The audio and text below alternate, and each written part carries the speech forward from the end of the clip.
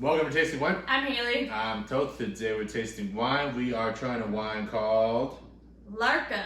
Larka. This is a Sicilian wine. Yes. And the grape varietal is, do you want to say? Grillo. Grillo.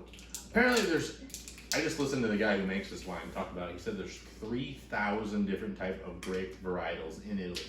3,000. 3,000? That's crazy.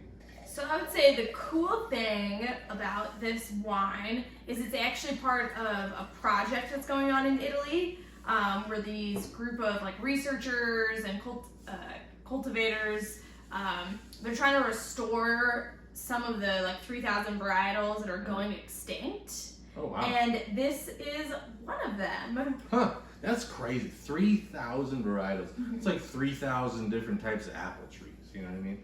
Yeah. Like that's wild to think about. You Yes. know? I mean, it's wild to think about. It's like you go to a wine shop and you're like, okay, Pinot Noir, Chardonnay, Pinot Grigio, Petit Verdot, Syrah, Cabernet. Like you see 10 or 15.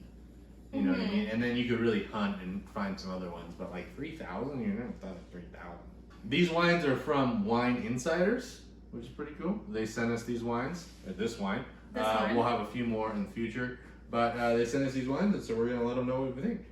I think it has a nice smell of golden peach, which I think is cool. There's definitely anise. Is that a spice? It's yeah, star anise. Yeah. Star. It's star anise, but then that synthetic-y, whatever that is, it's kind of just burning off. It's probably just a pop and pour thing, right, when you pop them. But yeah, there's a lot of information on the back here. So I get a little bit of almond, maybe a little bit of cantaloupe. Cantaloupe is a good one. It's cantaloupe and cantaloupe skin. Oh, there you go. It smells like if you ever bite into a little bit of the rind of a cantaloupe, and then you get a little bit of the cantaloupe rind or skin in there.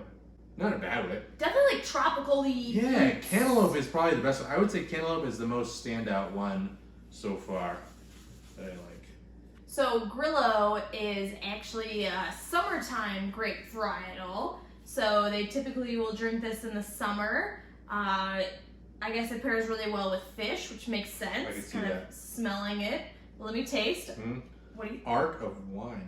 That's what the project is called. Oh, Larka Divino. Yeah, Larka Divino. Oh yeah, it's the arc of wine. Yeah.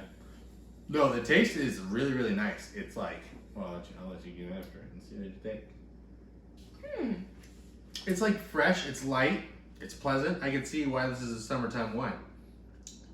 But then in the background, there's something else going on. There's some I know, I'm level. trying to figure this out. There's a small level of some complexities back there of stone and different type of spices. It has a little bit of that spice, not a spiciness, but it has a star anise that kind of stays on your palate. It's very interesting. This wine takes you through a little bit of a roller coaster. In the beginning, I get really salty, kind of salty sea breeze, and then it transitions into a really nice sort of tropical fruit. I get jackfruit, a little bit of mango. Oh. You know when you bite into a mango and sometimes it can be a little stringy. Yeah. You know what I mean? Yeah. I get that stringiness kind of in the middle. A lot of that stringiness comes from the way you cut it. I learned. Really? Yeah, it's a type of the meat. There's a grain to it. It's the type of. It's the way. Oh my god! I think you meant cut how you cut the grapes off of No. the vine. I'm really? No, the mango. If you cut it this way versus this way, I'm the sure mango. that might matter. Oh, okay. Well, yeah, that totally makes sense. How it grows. Oh my gosh! I was like, no way. But You're funny. so sorry. Yeah. Yeah, that does make sense. And then at the end, it comes in with a nice spicy punch. It's anise mixed with cinnamon mixed with nutmeg for me. I could see why this would really, really go well with fish. Oh, for sure. Because so dynamic. it's got the freshness to go with fresh seafood, but it's got a little bit complexity where it's not just sip it and it's done. There's still a little bit more going on in the background. I actually really enjoy this. Do you? I do. What? That the thing that's throwing me for a loop is this just intense saltiness in the beginning. I would say there is a lot more saltiness. What threw me off is the way it smelled on right when we opened it. But that smell is basically like all gone. And I think that's just like a little bit of the air in there. I mean, this thing hasn't been opened in however many times, 2 years or something like that. So time for a comment. This comment is left by Christian Q.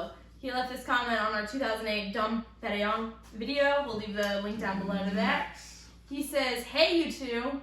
Hey Christian. Hey Christian. Enjoying your videos as we are also just finding out more about champagne. Shame on us. Champagne? Yeah. It took us a very long time to come around to. Yeah, no, like we're totally to come around. Realize that we were missing out. Why not make a comparison between independents like Bollinger, Paul Roger, etc.? Roger. Oh my god. Make a what? Independence? Yeah, why not make a comparison between independents like Bollinger, Paul Roger? Did I say Roger? Roger, yeah. Paul Roger, etc. And then all capitals. Cheers. Cheers. Cheers. I mean, yeah, we're doing more videos, you know, we're coming out with more. The thing about champagne is some of those wines get very expensive. So yeah, we're just kind of going through them, but we kind of wanted to like go through all the ones at our local store first, figure out what we like, and then, you know, make an educated purchase of, you know, one that's maybe a little bit more expensive or harder to find or something like that, you know. But yeah, I mean, I love the world of champagne. I definitely want to try more and more, but I think it would be cool to do like a side-by-side, because we'll do like side-by-side red wine comparisons, you know. We'll have a couple bottles open, you get to try them side-by-side, so I don't know. Stay tuned. I think that we totally You know, like, in conclusion, I think that we totally will do that. So Christian Q, keep an eye out. Yeah. We will. Well, because it would be fun to do like this versus that, you know, figure out what's better. Oh yeah. You know, or what's drinking a little bit nicer. But yeah. Anyways, thank you for joining us, Taste Some Wine. Make sure you get out there and taste some wine. Have you ever had, how was this one called? Larka. You ever had Larka from Wine Insider? Let us know. I think it's a pretty good wine, and I think it really needs to go with some fish. But other than that, make sure you get out there and taste some wine. Let us know what you're trying. Thank you for watching. And then... Should we say all of that a third time? We could say it a third time. Yeah, okay. Should I say it again? Maybe once more. So anyway, follow us on Instagram. Our handle is Tasting Wine Official. Oh, man. And we will see you on the next one. Cheers. Cheers.